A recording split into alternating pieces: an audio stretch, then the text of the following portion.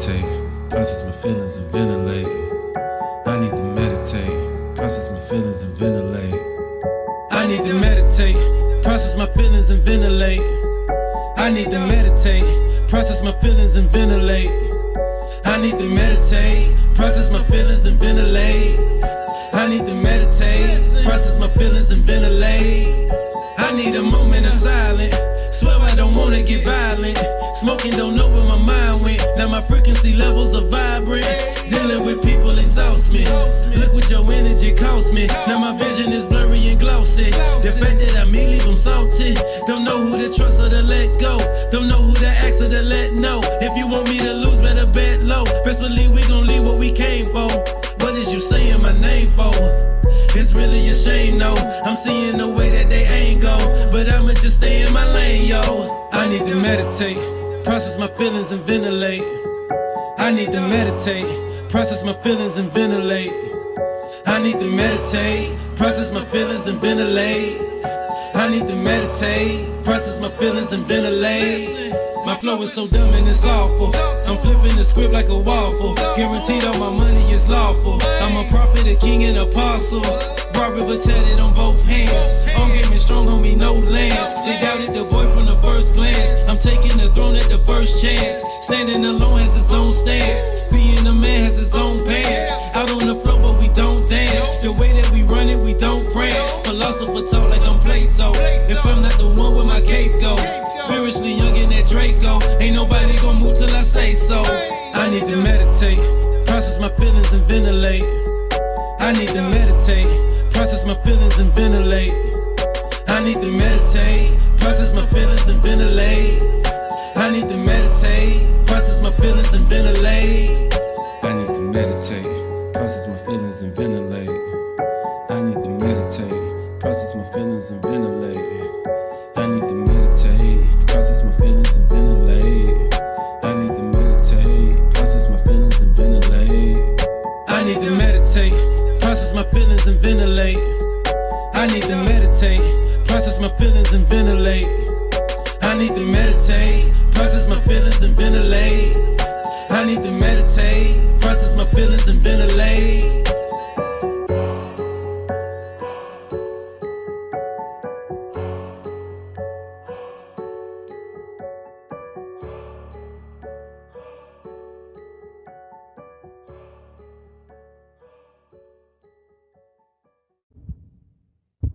Peace and grace, what's going on, family? My brother Nyce, how you been, bro? You been good, man? We rolling? We rolling, man. Peace and grace, what's going on, family? It's Darius Dior here. I'm here. This is Think in the Media, where we have real conversations with real people. We share real music here. I got my brother Nyce in the building. Nyce, what's good with you, bro? What's good, bro? What's good? All is well, man. I can't complain. If I complain, I'd be being corny. I'd be being corny, man. But thank you so much. You don't know how tremendously valuable your presence is. Just being here, you know what I'm saying? And what we're doing is really just building up a platform and an audience for artists and business owners here in the metropolitan area, man, in the Midlands area, for people to come and just share what they do. And really be able to see how we could grow, right, as a creative community. Okay. Here in the state, man. But you just recently put out an EP. That's correct. You know what I mean? So for the people that don't know you, never seen you before, can you tell us a little bit who you are, man? For those who don't know me, my name is Nyce. I go by Nyce. I've been doing this for a while now. I took a break. Was recently incarcerated, which we've talked about before, but for the people who don't know, I was recently incarcerated for 12 years, was sentenced to 15. Yeah. And the funny thing about this and where I'm at now is that I actually had gave up on doing music, you know, because of that. Because of going to prison at 21 and they giving you 15, it's like, you know, this is a young man's game for the most part. Yeah, it's like we do the only genre of music that puts age on what we do, man. Yeah, and I think we do it to ourselves. You know what I'm saying? Yeah. I mean, it's funny you say that because I had a friend of mine telling me, man, look at 2 Chainz, man. You know, he didn't get on till he was 40. You know what I'm saying? Right. So, but what my mindset was at the time, it was like, you know, ain't nobody rapping at 40. You know what I'm saying? So I kind of gave up on it and went to other things. But you know. When you're destined for something, it continues to knock at your door. So I had people continuing telling me, man, you should rap, man. I think you still got it. And it wasn't until I sat down with my cousin one day and she just kind of told me, man, she was like, man, I think you need to put 100% into your music. And it took off from there, bro. Yeah, shout out to Candace, man. Yeah, shout out to my thugs, man. Yeah, man. You know, for the people that may not be familiar, you know, if you see anybody on this platform, it's because I respect them as people, and I honor the gifts that they have. And we don't just come to the tree for the tree. We come to the tree for the fruit, man. Okay. Right? You know what I mean? And you just put out this EP, man. Yeah. Tell us about the EP a little bit. And it's called Have a Nice Day. It's called Have a Nice Day, man. Yeah. Just tell us a little bit about it. Okay, so basically, you know, I titled it Have a Nice Day, you know, pun intended, but basically I want you to leave this album, you like, you know what, I can tack on this day, man. This day, I got a song on there for almost every mood. You know, it's just a short EP, 6 tracks, but I got something for the ladies, I got something for heartbreaks, I got something for processing feelings, I got something to turn up on. And I also got something for your shadow side or the dark side when you're dealing with them internal struggles. So I just wanted to give people a taste of kind of like what's basically going through my head at any given time. And just how I just want to approach the day, how I want people to approach the day. So I try to have a nice day that hopefully they can ventilate, get stuff off their chest, you know what I'm saying? Yeah, that first record is fire, bro. Yeah, and you know, just have fun with it. So I just want to give them a piece of my mind and see what people think. Yeah, no doubt, man. You said some branding words, man. You said shadow. I was listening to some content about shadow words. Okay. And the words that we use to describe ourselves. You know, and anybody that's like most of us out of touch with who we truly are, because nobody really wants people to know their dark. You know, their dark side, you know what I'm saying? If we ask ourselves, or if somebody asks us to describe ourselves, we usually use good words, you know what I'm saying, or the good parts, right? You know what I mean? But when you personally branding yourself, it's important to be in touch with your shadow words, you know what I'm saying? Like my brand is 77 times, because, you know, scripture says that's how many times I should forgive my brother for sinning against me. But my shadow words are, you know, arrogant, you know what I mean? My shadow word is passive aggressive. My shadow word is unforgiving. You know what I'm saying? My shadow word is grudge holding. You know what I'm saying? Another shadow word for me is judgmental. Okay. You know what I'm saying? But I'm self-aware enough now, because of where I am in my personal development. I know these words really describe the core of who I am, but where I am now, I'm the antithesis of that. You know what I'm saying? I expect you to slight me. I expect, you know what I mean, people to feel like I'm judging them. You know what I mean? So I'm gracious because of that. You know what I mean? Okay. And the person that I am now, you know what I mean, is the opposite of my shadow words. But I'm not afraid to talk about, you know what I'm saying, the dark side of me. You know what I mean? Everything ain't always packaged up and you know, put with a bow, man. So if you could talk about your shadow words, man, so people could really know who you are, man. How would you describe yourself, man? The dark side of you, man, because we know all the good about you. Yeah. Well, I was gonna say this just to piggyback off what you said, though. You can't be an artist and just deal with the good side. I mean, don't nobody want to hear no song about that. I mean, the best songs we connect with is the songs of heartache, break. People talk self-deprecation. I mean, that's Eminem made a living off of it. You know what I'm saying? Oh yeah. So for me though, to talk about shadow words or the shadow work, man, the biggest thing I can say my life is at right now is that I'm truly a believer that nothing never happens to us, it's happening for us. Yeah. And what I mean by that, when I say nothing is happening to us but happening for us, like everything we went through or are going through, God is going to use it to help us get to wherever it is we're supposed to get to. Yeah. We just got to understand and learn to see it from that perspective. We get too caught up in the middle of it, in the feelings of it, that why is this happening to me? Or why do I have to go through this? But really, it's all about your purpose. Yeah. And once I got to understand that, I got to understand my music a little better. And I think that's the biggest difference for me with this album and with the music I'm doing now. I always could rap, especially when I was younger. I knew I could rap. Yeah. But now I actually have something to say. Yeah. And there's a big difference between knowing how to rap and actually have something to talk about. So I'm not just getting on the track and just saying anything. Like, I want each song to be intentional. I want to have a message that when you hear this song, you be like, okay, that's what he's talking about. Yeah. And I can hear it in his rhyming scheme and in his lyrics that he's still on point with what he's talking about. Yeah. He ain't just saying a bunch of nonsense. You get what I'm saying? So for me, this whole album is about dealing with self, and I mean, like you say, you can hear it in Ventilate, man. Yeah. You can hear it in Beautiful when I'm talking about myself in a relationship with a girl that I was in love with. You know what I'm saying? Yeah. And I had to understand what that relationship actually was. Yeah. That it ended because it was supposed to end. Right. You know what I'm saying? So, and then you go to Lights Out, which is probably the darkest track on the record. Yeah. And that's strictly talking to the shadow self. Yeah. Strictly talking to looking yourself in the mirror and seeing that other you and dealing with him. Yeah. Understanding that he's not necessarily evil. Because there's a time and place where you're supposed to be judgmental. You know what I'm saying? There's a time and place where I feel like, I was just watching DMX the other day and they was interviewing him. This was when DMX first got on the scene, and he's sitting right beside LL Cool J, who had, made his name by then.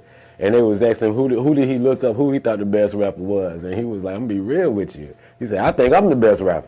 Yeah. You know what I'm saying? He said, as every man in here should. Yeah. So there's even a place for arrogancy when it comes to performing or being on stage. It's just knowing when to step into that arena or when to step into that personality and let it use it for the good. Yeah, man.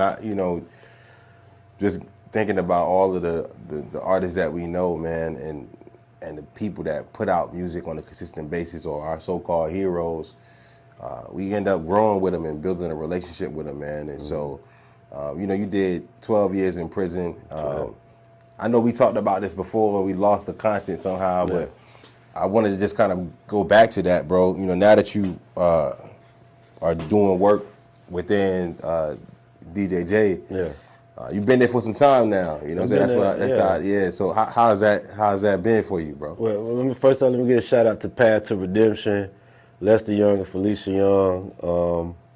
I was locked up with Lester Young, and that's how I got even introduced to this idea. But basically, Path to Redemption is a group of individuals, for the most part, who have been incarcerated in some form or fashion. And basically, we just go back into prisons, juvenile systems, and speak to people and try to mentor these kids or other peers of ours to not go down the path we went to. Hopefully, we can be a mediator to stop them from going down the trajectory that they're on. But I've been there for about a year now, man, and it's had its ups and downs. It hasn't been clean. You deal with the process of actually being back in prison. You know what I'm saying? Behind locked doors, so you have to deal with that. Then you're dealing with the mindset of a youth generation that, man, you think about when you was out there, you're like, man, we was wild, but these kids out here is wild, bro. they is off the chain. You know what I'm saying? So this a whole nother breed. But it's been self-fulfilling because I know I'm doing what I'm supposed to do. Yeah. And that's the only reason that keeps bringing me back every day. When you sit and talk to these kids one-on-one and they start to open up and you see the softer side of them, you realize, man, they're just little kids, they're little boys, but they're in a grown man's game. Yeah. You're dealing with gangs, you're dealing with peer pressure. I just remember how I was at that age, man. Suicidal thoughts, man, was easily influenced by my peers. And so you get caught up into this thing and you so lost that you don't even really know who you are yet. Right. And so hopefully I try to provide a safe space for these young men to know, like, man, you ain't got to be what you trying to be, man. You can be just who you are. That's a fact. And I guarantee you're going to make it a lot farther being just who you are. And so I don't know, man. It's been crazy, bro. It's been a crazy journey. But I have to say, for the most part, man, working in DJJ has gave me the fuel and energy to say, you know what, man, I need to chase my dreams even harder, man. Yeah. Given the fact that you have the opportunity now to go out here and actually be on the path to redemption, it's on brand for your life. Yeah, you know yeah. Yeah, for sure. I know we talked about, just some of the things that, you did to land yourself in prison. It was an armed robbery, you said, right? Robbery. Yeah. When you talk to kids about, I guess I'm pretty sure you met people who had the same charges you had, coming in there. What's the conversation like with just talking to them about that when you realize you're looking at somebody or another human that's in that space that you was in for the same reason? Yeah. What's that like for you? Well, first of all, I don't make the assumption that just because we're in there for the same reason that we got the same story or the same path to that. You know what I'm saying? My take has been my take. So to answer that question, your approach to that. My approach to that is how I answer this question that I'm about to ask you, or what I ask anybody. We've all heard this question before, but the question is, what would you say to your younger self if you could go back and talk to him? And so we all sit there and we think about that. We're like, man, and then we'll say whatever it is we would say. And so my answer has changed over the ages. And now I'm at a point where I realize, like, if I could go and talk to my younger self, that there's not too much I would say at all. Instead, I would listen to him. I would listen to him and hear what he has to say, what he thinks about what's going on, what he thinks about where he's at, what he feel like he need to do to get up out of it. A lot of these kids, when you talk to them, you realize, man, they ain't never had nobody just come down there and sit and listen to them. They too busy getting the social workers telling what they need to do, the staff telling them what they need to do, their mama telling them what they need to do, and so they don't even know how to speak up for themselves or how to articulate how they feel about stuff because don't nobody ask them how they feel. Right. They just telling them what they need to do. Yeah. And what I found out in that process is not only do I get to learn more about the individuals and they're more open with it, but I get to realize, like, dang, my assumptions of what I thought going into this conversation is totally off, bro. Yeah. I got to rewrite the program. Yeah. I can't come in here telling him this and this and this because his story ain't this and this and this. Yeah. And then you start to empathize with him because you start to realize, like, dang, boy, if I was in that position, what would I do? Yeah. Can I really blame this kid for doing such and such and such? Right. Once you fully understand where they are. It's easy to look at it on paper and say, man, you done robbed this store. Why you out there robbing this store? But then when he tell you, well, my mom on crack, my dad dead, you know what I'm saying? I got 2 brothers and a little sister to take care of, you know what I'm saying? And you start reading in between the fine lines, you like, well, dang, well, you didn't have no other option. Right. So now you get into the mindset of being the solution to the problem. How can we, as adults, as individuals that's in places of resources, prevent this from happening, being proactive instead of reactive? Because right now, that's where we at, man. We're in a reactive state where the government, the system, the community, we wait for it to happen, and then we want to say something. Then we want to do something. Right. But we need to get more proactive, and I don't have all the answers to that yet, but all I can do is what I know to do now, and that's just be a listening ear to these individuals and let them know, like, bro, like, you're seen, you're heard. Yeah. Now what do we do now? Right. Yeah, I mean, I guess I would answer that question the same, bro. If I could talk to my younger self, I would tell myself, bro, it's gonna get better. It's gonna get better, bro. It's gonna get better. Mm-hmm. Even in those low moments and those times where you feel like you can't do much but what you think that you need to do at that moment, you got to remember that if you continue to make the right choices, continue to do the right thing, it'll get better. Mm-hmm. Even though it may feel terrible right now. That's super dope, man. So yeah, you only did 6 records on the joint. I only did 6 records on this joint. You know, we just wanted to tease them. We didn't want to give them the full entree yet. You know what I'm saying? We got a full album coming, LP coming. We got an LP coming in a couple more months. We're working on it. Songs are still fluctuating. They still coming to the brain. You know what I'm saying? It's just a matter of time. But we want this to circulate. We want everybody to hear this, feel this, Yeah. Definitely get the feedback. You know what I'm saying? I've been seeing the feedback you've been posting, man. Yeah, the feedback's been good, man. Shout out to everybody who checked the album out and left a review, man. I appreciate it. It went a long way. Much love. But I just want to make good music, bro.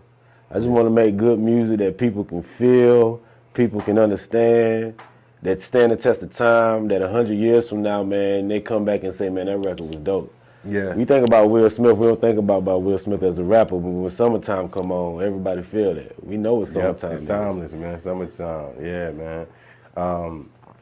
You know, given you know, your background, your history, man, and you putting out this album, how do you feel about the music scene here in South Carolina right now, man? And, you know, what feedback do you have? You know, you're an artist, you know what I'm saying? Yeah. You just put out a release, you know what I'm saying? And my hope is that we all get a good feeling just about the scene itself and the support and, you know what I mean, just what it feel like out here. You know what I mean? I feel like the scene is right. I think that's the best word to use for the Met right now, man. It's right, man.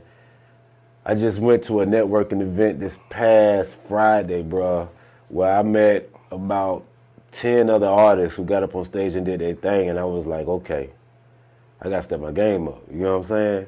Yeah. Like, as an artist, that's always what you want. You always want to be in a room where you feel like, you know what, man, I'm getting better just by being here. I'm getting better, but also the last thing I dropped ain't good enough. Like I got like I ain't got it yet. But I feel like it's right, man. I feel like it's definitely time for South Carolina to be put on the map, for Columbia to be put on the map. There's a lot of artists that have come from South Carolina, but we don't find out they came from South Carolina till later. They're not necessarily representing South Carolina. And I think that's the only thing that's missing right now, are artists to truly break through with the intentions of, you know what, I'm putting the Met on my back. I know that's my intentions. And I just hope that's the intentions of everybody else that's locally performing right now, man. I feel like we all got a chance to eat. It's just about bringing your own plate to the table, man.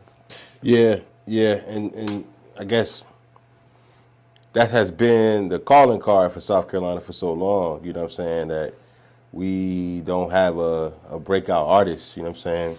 We got breakout athletes, we got breakout producers, but it's actual artists. We just, the closest thing we got to, I guess, superstar is J. Cole, and he's not from South Carolina. He's not from South Carolina. They say you know Jeezy's from South Carolina. I mean, they say Jesus from South Carolina, but he don't represent South Carolina. You know what I'm saying? They say a couple other people. You think Jeezy, you think Atlanta. I think Atlanta. That's what I think. Yeah, that's what I think. But I would say this too, like, for somebody to break through, man, it's gonna take a community effort. It is, which is a big part of the reason why I do this. Yeah. Right, you know what I'm saying? You know, the hope is that we can get, you know, support, you know, on the platform. Yeah. People come through, you know, people invest, you know, whatever the case may be. We need to build an audience, you know what I'm saying, that's not biased to a clique, you know what I'm saying, not biased to a music group or whatever the case may be, but just making it wholesome and making it real, which leads me to my next question, man. Do you feel like, because I was watching T.I.'s son talk about being an artist versus being a rapper, you know what I'm saying? Okay. And Damani had some, you know, some very matter-of-fact answers for that. He was like, I'm an artist, I'm not trying to be a rapper. Mm-hmm. Do you feel like it's a difference between a rapper and an artist? You know what I'm saying? And which one do you identify with, if you feel like there's a difference? I do. I feel like there is a difference between an artist and a rapper. I feel like I identify with being an artist more, but I feel like a rapper is someone who can just rap. An artist has various sides to them. Yeah. When I think of an artist, I think of somebody. Andre 3000 is an artist. Yeah. When I think of an artist, I think of somebody like Beyonce as an artist. They can switch it up, but it's still them.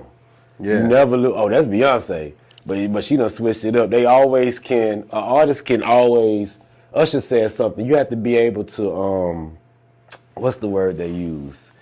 It's not regenerate, it's, you got to be able to rebrand yourself, but still remain yourself at the same time, because the music industry is always changing. Always shifting. It's always changing. Yeah. So when you look at people like Michael Jackson, Madonna, Beyonce, Usher, Jay-Z, all these people who's been into for longevities of time, they had to continue to remake themselves, but also keep themselves. So like, yo, this Usher. Yeah. But they just got a different sound now.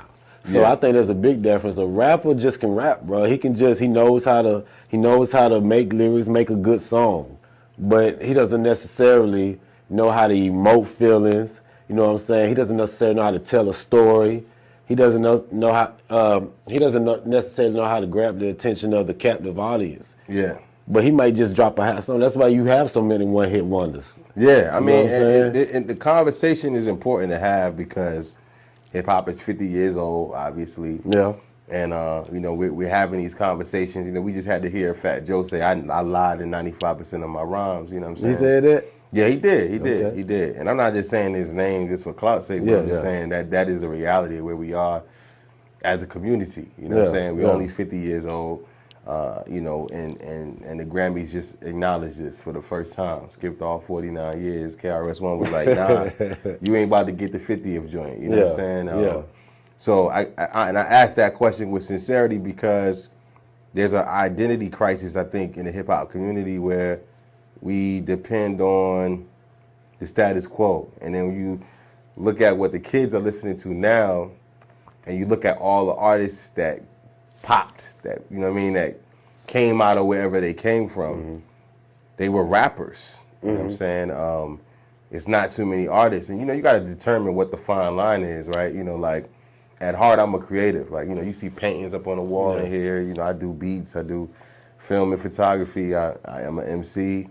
I harmonize a little bit. I'm just eclectic in an artistic way, and then holistically, that's just who I am, right? But I just think that now it's important that we realize what we really doing this for, what it's what it was when we started, and where we are now. You know what I'm saying? Like, if I finally made it to my 15-year-old son's playlist with this last drop, right? That's big for me. That's like a Grammy for me. Okay. You know what I'm saying? Because what I said connected with him. You know what I'm saying? It resonated, and I you know what I mean? Because he don't be adding me to my list because I'm his dad. You know what I'm saying? Like, if he only going to add it. He ain't going. He ain't going, right, because he hit me all the time. You know what I'm saying?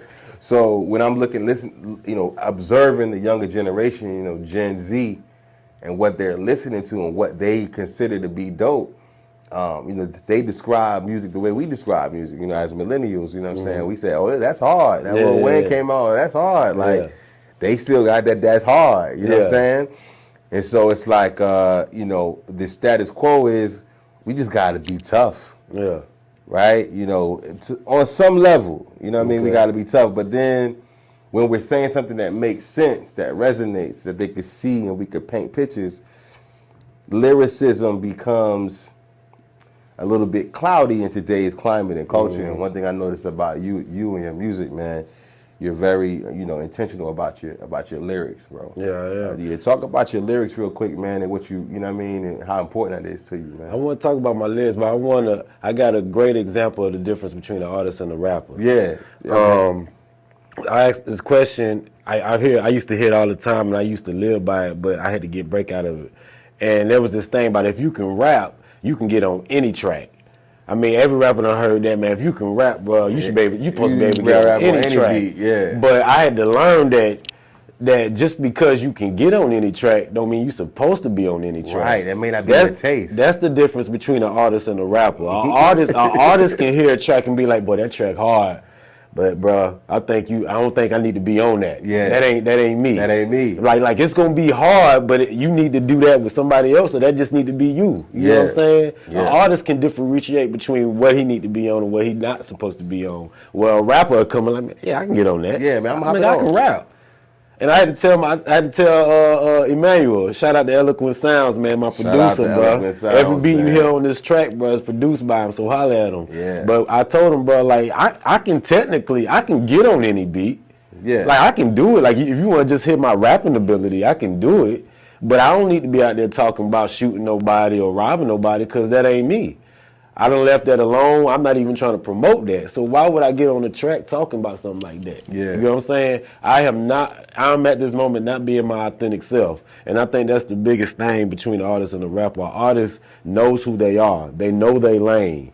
The Baby, whether you hate or love the Baby, you know his lane. He know his lane. You know a baby boy. That sound like the Baby right there. Right. Lil Baby. You can hear a beat and say, well, that's a Lil Baby beat right there. Right. You can hear a J. Cole beat and know that's everybody got their lane and they know that because they artists. They understand like just because I can get on this don't mean I'm supposed to. Yeah, bro. But now to answer your question about my lyrics, man, I just try to speak for what I know is true, man. I try to stay true to myself. I try not to say nothing that's not 95% not true. You know what I'm saying? Right. Of course, in the game of making music, we exaggerate.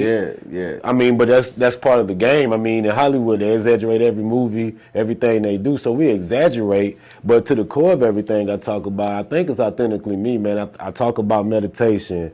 I talk about dealing with self. You know what I'm saying? I got a song called Round It Up where I'm speaking about the Met. Where I'm giving a shout out to the whole Met. You know what I'm saying? Yeah, I heard that, man. I gave a shout out to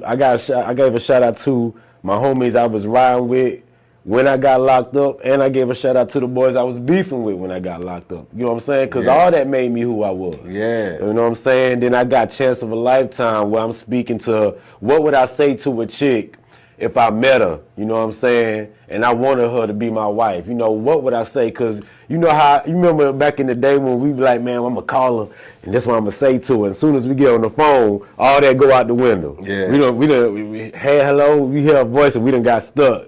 And so I just say, man, what would I say to a chick if I met her? And so I made Chance of a Lifetime.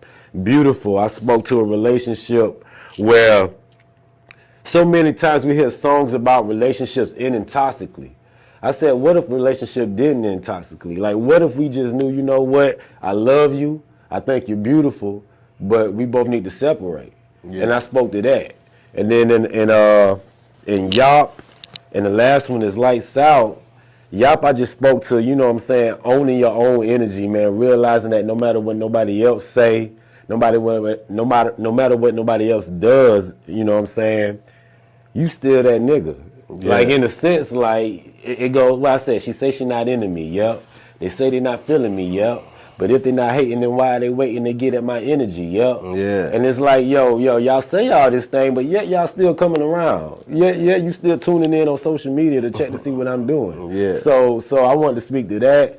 And then on Lights Out, man, I just want to deal with the internal struggle we all deal with, that man in the mirror, and just dealing with the shadow side. So I feel like the album speaks perfectly to who Nyce is, but more importantly, I think it speaks to who we are all. Yeah. You know what I'm saying? I think we all got something on there someone can relate to. Yeah, for sure, man. And that was, like I said, that was another reason why I brought up your lyrics, because I heard what you were saying. I heard you shouting out, you know, the people here in Colombia that you're connected to, and I just wanted to make sure that, you know, you communicated exactly, you know what I mean, what you were saying. Because a lot of times people don't really be hearing what we be saying. Yeah, you know what I'm saying? Yeah. Like, as I heard that, Pharaoh, you know what I'm saying? Yeah. Like, I'm really getting a side of you that says, you know what I mean, my brother's from the Metro for real. Yeah, I'm from the Met. And to be clear, I'm from the Met, bro, and I represent the whole Met. I don't know everybody in the Met. And I don't need to know everybody for the Met, man. It go back to what you say. There's enough pie for all of us, bro. Yeah. I can support you from Broad River while you over off Two Notch, man. As long as you doing your thing and you representing the home, bro, we all in it together. For sure, man. Yeah, man. But, you know, this piece of art, man, and this work is going to be a time that we remember in life, that you remember in life. That people who are connected to you and that are fans of you and that will become fans of you are going to be always honor and respect. You know, you let us hear what you had to say. You let us know what you wanted us to know, man. Tell us what you want us to do, man. What you want us to do now that you done did all this work, you done put out this album, you done sat here and talked to us, man. Tell us what you want us to do, man. Well, what I want y'all to do, what I need y'all to do, bro, I need y'all to check out the album. It's your boy Nyce. Have a nice day. It came out December 15th, this past Friday. It's 6 tracks of fire. I got my boy Ani Azaro on Lights Out. I got my man Corey Stones on the saxophone on Chance of a Lifetime. Dope song, bro. My man killed it on the sax. Shout out to both of them, bro. Shout out to both of them. But he killed it on the sax. Stone on the sax, man. He killed it on the sax. Yeah. And man, my boy Eloquent Sounds on the beats. I just need y'all to go to the streaming services, man. You can go to YouTube Music and find me. You can go to Spotify and find me. You can go to Tidal. I'm on Instagram. They call me the Storian. That's THA_Storian, STORIAN. I repeat it, the Storian, THA_STORIAN.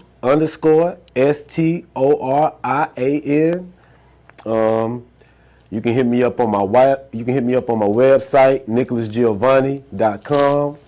If you're looking for a songwriter, I'm your boy. Whether it's R&B, whether it's country, I do it all, man. I love music, bro. So I'm here to make songs, R&B. I'm here to be features. I'm here to perform for you. I'm just here to make the world a better place, man, and hopefully inspire somebody, educate somebody, and uplift somebody, man. We here for it, bro. Peace and grace. It's Darius Dior. It's Stinking Kingdom Media. It's Nyce. It's Have a Nice Day on all streaming platforms right now. Make sure you go check that out. Shout out to Eloquent Sound. Shout out to C Stone and everybody that's checking out the album right now. Peace and grace. Salute.